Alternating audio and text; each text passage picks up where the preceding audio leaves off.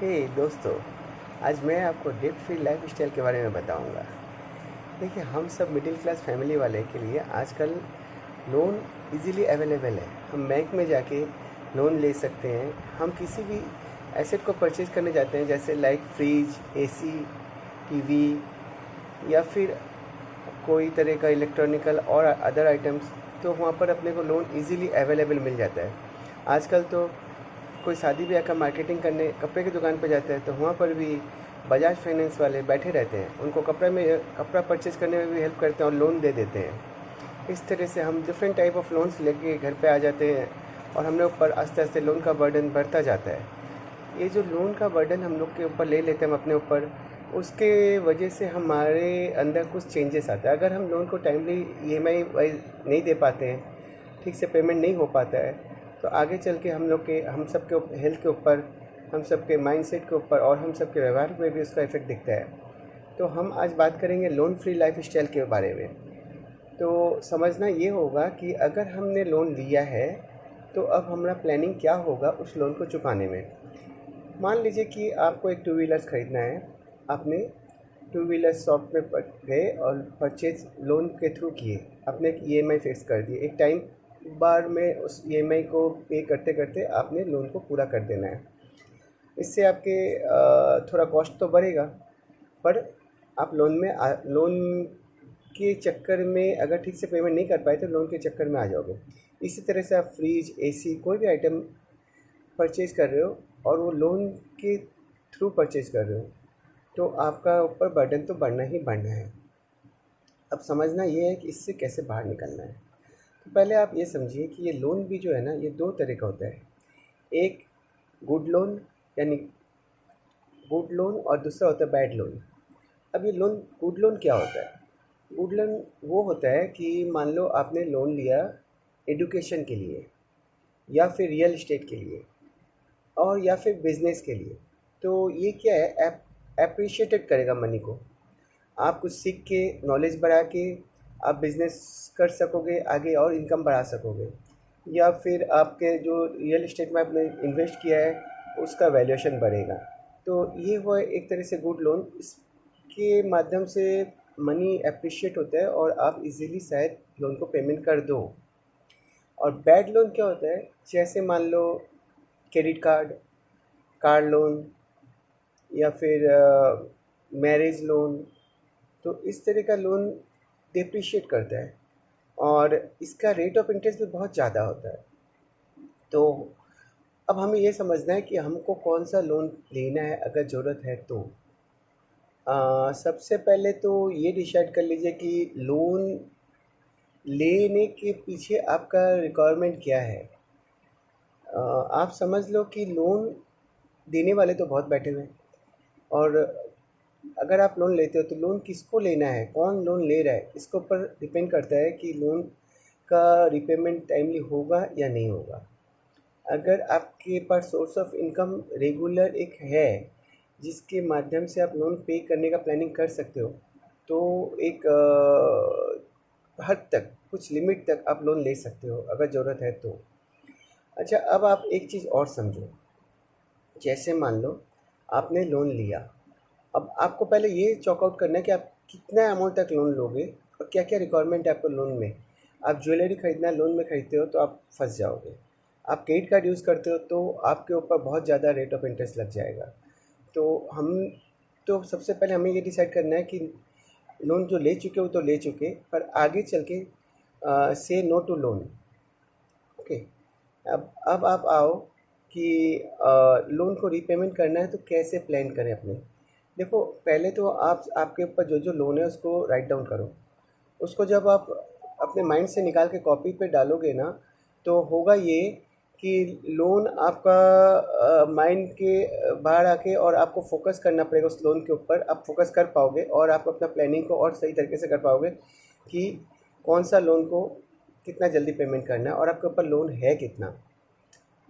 जैसे मान लो कोई लोन एजुकेशन लोन है, कोई पर्सनल लोन है, कोई क्रेडिट कार्ड लोन है, तो अब जो जिस लोन के ऊपर सबसे ज़्यादा इंटरेस्ट आपको देना पड़ता है, मान लो के लिए क्रेडिट कार्ड के ऊपर आज की डेट में 32% इंटरेस्ट देना पड़ता है, तो सबसे पहले आप क्रेडिट कार्ड का लोन को पहले पे कर दो। और फिर क्रेडिट कार्ड का और आगे मत करो। इस तरह से आपको डिसाइड करना होगा कौन सा लोन ज़्यादा इंटरेस्ट ले रहा है, भले ही वो छोटा अमाउंट हो, पर अगर आप उसको नेगलेक्ट करोगे तो बहुत जल्दी वो बहुत बड़ा अमाउंट बन जाएगा। अब जब आप होम लोन लेते हो तो वो उसके ऊपर रेट ऑफ इंटरेस्ट बहुत कम रहता है, 6% 7%, और उसका टाइम पीरियड भी बहुत लंबा मिल जाएगा। तो उसमें आप मिनिमम पेमेंट करो, और जो हाई इंटरेस्ट रेट वाला लोन है उस पर मैक्सिमम पेमेंट करो। अब मानो कि आपका एक इनकम है, उस इनकम का 50% तो आपका नीड है, जो कि 50% आपको ज़रूरत है अपने फैमिली को चलाने के लिए। उस इनकम का 30% जो वांट है, जो आप कभी कोई चीज़ ज़रूरत है उसको खरीदते हो, और बचा अब 20%। उस 20% में आप ऐसा समझ लो कि वो गोल है आपके फ्यूचर प्लानिंग के लिए, आप उसको सेव करना चाह रहे हो। तो अभी ज़रूरत ये है कि आप अपने वांट्स और अपने गोल को अभी थोड़ा डाउन कर दो, और उससे मैक्सिमम अमाउंट आप लोन रीपेमेंट में यूज़ कर लो। तो आपको ये चॉकआउट करना पड़ेगा कि आपके इनकम का 50% आप अपने रेगुलर यूज़ के लिए ले लो, फैमिली चलाने के लिए। 30% जो आपके अदर एक्सपेंसेस थे, वांट्स, जैसे कि आपके 20% गोल, ये सब को आप अभी डाउन करके इसका maximum payment repayment loan payment में कर दो। अब आप दूसरा पॉइंट ये समझो कि आपको बजट डिसाइड करना पड़ेगा पेमेंट का, और आपके बजट में ये होगा कि आपका इनकम कितना है और आपका एक्सपेंसेस कितना है। जो आपका इनकम है महीने का, मंथली इनकम, मान लो आपका सैलरी है, आपका हाउस रेंट अगर आ रहा है तो वो है, आपके बैंक इंटरेस्ट अगर आ रहा है तो वो है, ये सारे मंथली इनकम आपका कितना है वो आप डिसाइड कर लो। कोई भी सोर्स ऑफ इनकम है जो आपके रेगुलर वाइज आ रहा है वो आपके मंथली इनकम में आ जाएगा। और एक्सपेंसेस आप मंथली कितना कर रहे हो, आप कोई भी ईएमआई पेमेंट कर रहे हो, आप होम एक्सपेंसेस कितना कर रहे हो, आप अदर्स मेडिकल एजुकेशन जो जो एक्सपेंसेस आपका लग रहा है रेगुलर वाइज, उसको आप कितना कर रहे हो वो सब आप लिख लो। राइट डाउन करने के बाद जो डिफरेंस होगा, इनकम ज़्यादा होना पड़ेगा, एक्सपेंसेस तो कम होगा थोड़ा, अब जो डिफरेंस होगा उसका मैक्सिमम अमाउंट आप लोन रीपेमेंट में यूज़ करो।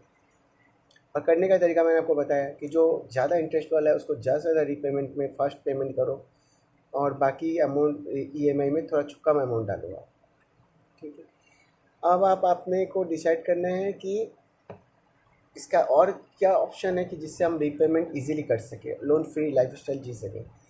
तो हमें ये समझना होगा कि जो मेरा अनवांटेड एक्सपेंसेस है, अनवांटेड एक्सपेंसेस में जैसे आपका रेस्टोरेंट जाना हुआ, आपका मूवी जाना हुआ, अदर आउटिंग हो गया, डिप्रिसिएशन एसेट हो गया, उस तरह के एसेट पे आपको अभी एक्सपेंसेस नहीं करना है, किसी भी तरह का इन्वेस्टमेंट नहीं करना है, अनवांटेड शॉपिंग नहीं करना है। इससे आपका एक एक्सपेंसेस जो अनवांटेड है वो कम जाएगा, और उस फिगर को, उस अमाउंट को आप रीपेमेंट में यूज़ कर सकोगे। चौथा पॉइंट अपने ये समझ लेते हैं कि अपने घर में जो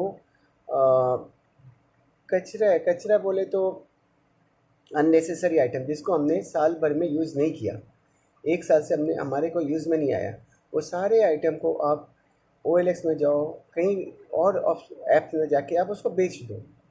अच्छा उसका पैसा उठता है, आपके लिए वो बेकार है और लोगों के वो काम आ जाएगा और आपको उसका पैसा मिल जाएगा। मान लो कि कोई फर्नीचर है, कोई मोबाइल है, या फिर कोई बुक्स है, कोई बैग्स है, कोई व्हीकल्स है, ये सारे अनवांटेड को आप सेल आउट करो, और उस अमाउंट को आप अपने ईएमआई पेमेंट में यूज़ कर लो। ये जो तरीका है, इसको अगर आप प्रैक्टिकली करोगे तो आपको समझ में आएगा कि इससे आपको कितना फ़ायदा हो रहा है। आपका पेमेंट पोजीशन, आपका लोन डेट पोजीशन काफ़ी बेटर होता जा रहा है। और ये दिमाग में रखना है अपने को कि अपने को अभी और कोई लोन लेना ही नहीं है। इसके सिवाय अपना फोकस होगा इंक्रीज़ योर इनकम। आप अपने इनकम को इंक्रीज़ करो। आप अपने इनकम को जब इंक्रीज़ करोगे तो उसके लिए आपको पहले तो क्या करना पड़ेगा कि प्लानिंग करना पड़ेगा। आपका सोर्स ऑफ इनकम है क्या? अगर आप बिज़नेस करते हो तो उसमें अपना टाइम बढ़ाओ, उस पर ज़्यादा फोकस करो। अगर आप सर्विस करते हो तो आपको एक्स्ट्रा रिस्पॉन्सिबिलिटी लेना पड़ेगा, जिसकी वजह से आपको थोड़ा इनकम और बढ़ेगा। आप उसमें भी अपना ओवर टाइम करो, करके अपना इनकम बढ़ाओ। जब तक आप अपना रीपेमेंट नहीं कर देते तब तक आपको इस तरह का स्टेप्स लेना पड़ेगा जिससे आपका सोर्स ऑफ इनकम बढ़े और आप अपने डेब्ट से बाहर आ सको।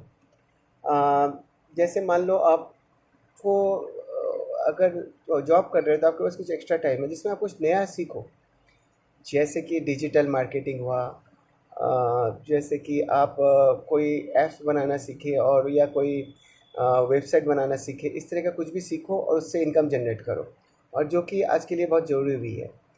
अब आपका ये जो एक्स्ट्रा इनकम बढ़ेगा ये आपके रीपेमेंट, लोन के रीपेमेंट में आपको बहुत सपोर्ट करेगा। अब आपका लास्ट और लिस्ट नॉट लिस्ट आपको ये समझना पड़ेगा कि आपका माइंडसेट आपको चेंज करना पड़ेगा। सबसे ज़्यादा ज़रूरी है आपको माइंडसेट चेंज।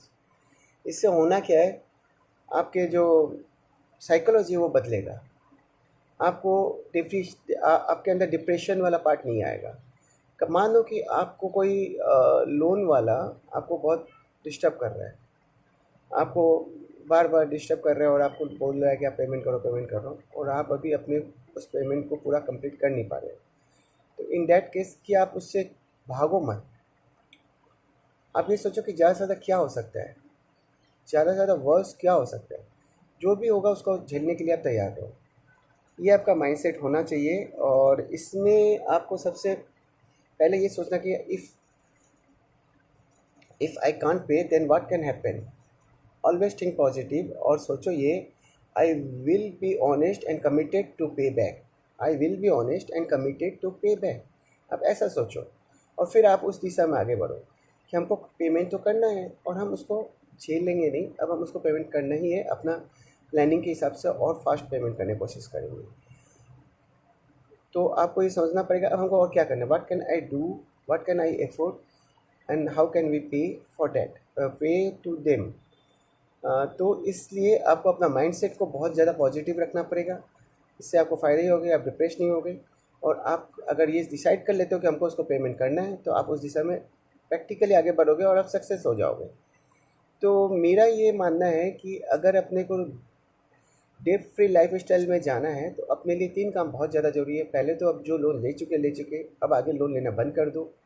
दूसरा, अपने पेमेंट को रिशेड्यूल करो, आगे अपने जितना लोन है सबको लिख लो, राइट डाउन कर लो, फिर कौन सा किसको प्रायोरिटी पहले देना है उसको ऊपर ले जाओ, जिसका रेट ऑफ इंटरेस्ट ज़्यादा है उसको प्रायोरिटी पहले दो, और अब उसके बाद अपने इनकम का जो और एक्सपेंसेस का जो है उसको राइट डाउन करो, करके जो डिफरेंस है उसका मैक्सिमम अमाउंट आप रीपेमेंट में ले जाओ।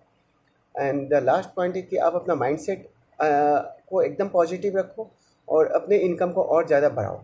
इससे क्या होगा कि आपका साल, 1.5 साल, 2 साल या ज़्यादा से ज़्यादा 3 साल, 4 साल के अंदर अगर फिगर बहुत ज़्यादा है तो 4 साल, 5 साल, अदरवाइज लोन डेट फिगर अगर कम है तो 2-3 साल के अंदर आप इजीली इससे बाहर आ जाओगे। मैं विकास गोच्छा आपको डेट फ्री लाइफ स्टाइल जीने के बारे में समझाया, कुछ बताया। हो सकता है कि इससे आपको कुछ फ़ायदा हो और आप इसको फॉलो करके अपने डेट से बाहर आ सकें। अगर आपको मेरा ये वीडियो अच्छा लगा तो आप प्लीज़ मेरे यूट्यूब चैनल को सब्सक्राइब करें, लाइक करें, और आप आने वाले वीडियो जो भी मैं बनाऊंगा लाइफ स्टाइल के बारे में वो आपको जल्द मिल जाएगा। तो आई होप कि आप मेरे इस वीडियो से आपको कुछ फ़ायदा होगा और आप मेरे चैनल को सब्सक्राइब करेंगे। Thank you.